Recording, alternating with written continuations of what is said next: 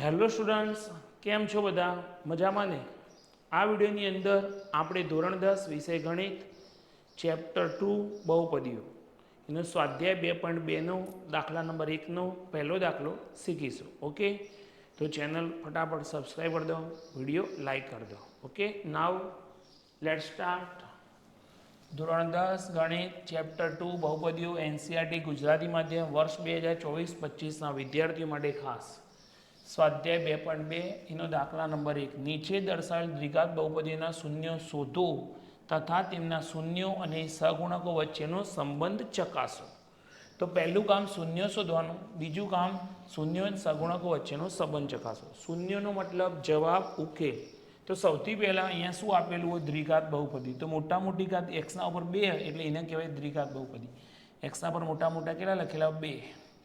અહીંયા 1, અહીંયા એક્સની 0 એટલે એક્સની મોટા મોટી 2 ઘાતો એટલે એને કહેવાય દ્વિઘાત બહુપદી. એના શૂન્ય શોધો. તો યાદ રાખો, કોઈ પણ બહુપદી હોય ને એના શૂન્ય શોધવાનો હોય તો સૌથી પહેલાં બહુપદીના અવયવ પાડવાના. તો આ જે બહુપદી x પર ઓછા 2x ઓછા 8 એના આપણે અવયવ પાડી દેવાના. વત્તે ઓછે જો અવયવ પાડતા શીખવાડું ખાસ. આ એ કહેવાય આટલા એની કિંમત 1, બીની કિંમત -2, સીની કિંમત -8. જે એ, બી ને સી એ વાસ્તવિક સંખ્યાઓ કહેવાય. હવે પહેલાં ને છેલ્લાનો આપણે ગુણાકાર કરવાનો એટલે વત્તા ચિહ્ન કહેવાય. વત્તે ઓછે ઓછા અને પહેલાં ને છેલ્લાના ગુણો અહીંયા એકડ એક સમજવાનું. વત્તે ઓછે ઓછા એકડ 1, 1 ગુણ્યા 8, 8 એકા 8.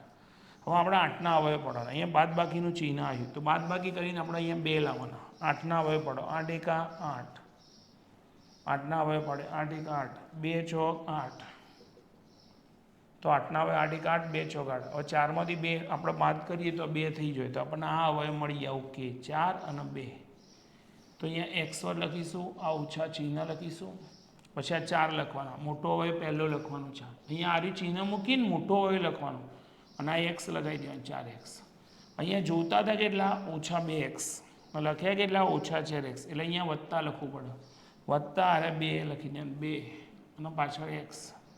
તો આ જે મધ્યમ પદ આવ્યું, આ મધ્યમ પદનું વિભાજન થઈ ગયું.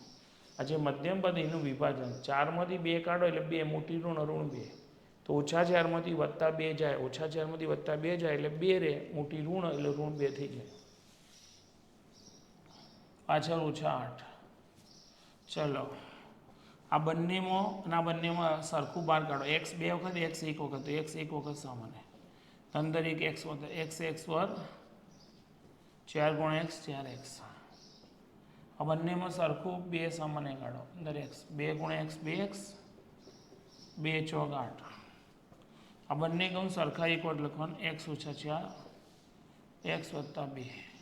ઓકે, તો આપણે આ બહુપદીના અવયવ પાડી દીધા. હવે અવયવ બરાબર આપણે 0 મૂકી દેવાનું. કોઈ પણ અવયવ હોય એના બરાબર શું મૂકવાની? 0. હવે આ અવયવ x ઓછા 4 અને x વત્તા 2 બરાબર આપણે 0. તો આ બહુપદી એના બે અવયવો એના બરાબર 0 મૂકી દેવાના. તો x ઓછા 4 બરાબર 0 અથવા x વત્તા 2 બરાબર 0. કોઈ આ બહુપદીના અવયવ પાડી દીધા. હવે આ બંને કમ સરખા આવે ને એટલે તમારો જે ગણતરી એ સાચી. એમ આ બંને કમ સરખા આવે છે. x પર 4x, 2 ગુણ્યા x 2x, 2 ચોક 8. Okay, done. ને સરખો કૌંસ એક જ વાર લખવાનું ને બહારનું બીજું એક કૌંસ બનાવી દેવાનું. x વત્તા 2. હવે x ઓછા 4 બરાબર 0 અથવા x વત્તા 2 બરાબર 0. તો x બરાબર ઓછા 4 આપણે લઈ જાય તો વત્તા 4, વત્તા 2 આપણે લઈ જાય તો ઓછા 2. આમ તો આ શૂન્ય આવી ગયા. આમ દ્વિઘાત બહુપદી શું લખીશું? આમ દ્વિઘાત બહુપદી. તો આ બહુપદીનું નામ લખી દો. x પર ઓછા 2x ઓછા 8 ના શૂન્યો 4 અને -2 છે. ચલો, આટલા સુધી ગણતરી પૂરી. શૂન્ય શોધો સુધી ગણતરી આપણી કમ્પ્લીટ થઈ ગઈ. શૂન્ય શોધો. ઓકે, હવે આપણે શૂન્યો અને સહગુણકો વચ્ચેનો સંબંધ ચકાસો કીધું. તો એના માટે આપણે શું કરવાનું? આ જે બહુપદી કઈ બહુપદી? x પર ઓછા 2x ઓછા 8 ને ax વર્ગ વત્તા bx વત્તા c સાથે સરખાવતા આવું લખી દેવાનું.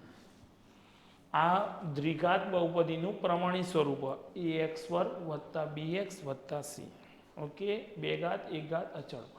આ a b ને c એ વાસ્તવિક સંખ્યાઓ કહેવાય. ઓકે, જોઈ લો.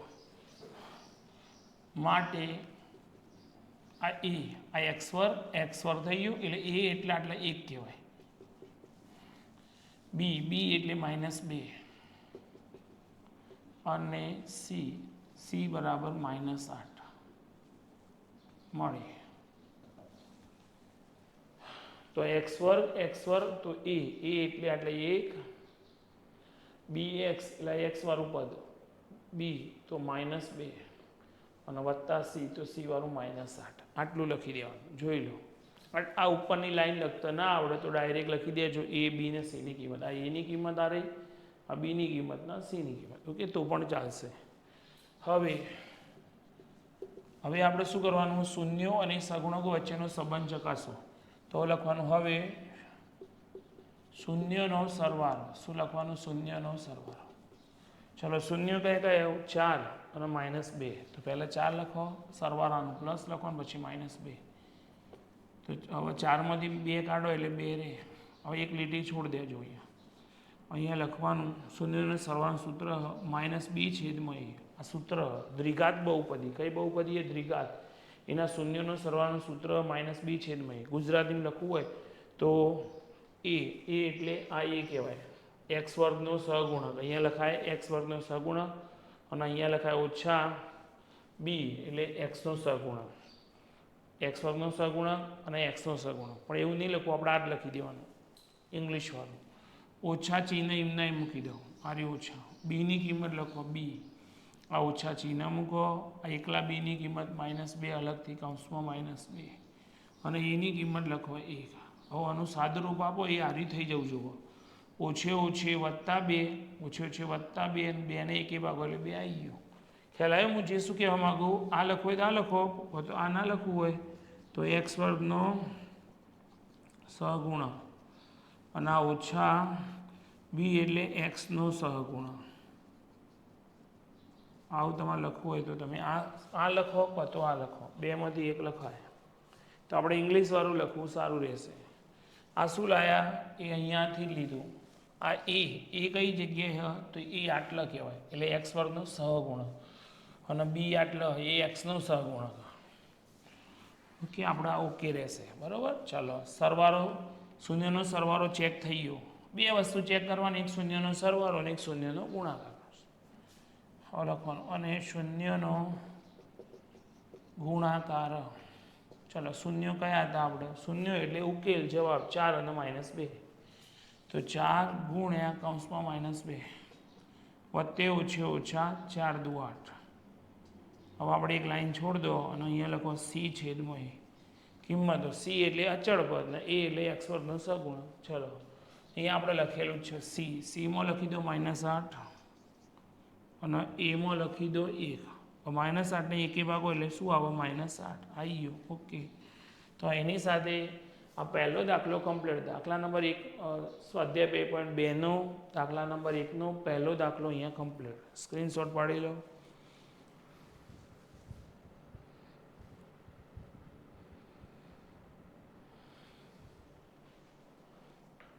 ઓકે, તો આ દાખલો વારંવાર પ્રેક્ટિસ કરજો એટલે ચોક્કસ આવડી જશે. વિડીયો લાઈક કરો, ચેનલ સબસ્ક્રાઈબ કરો.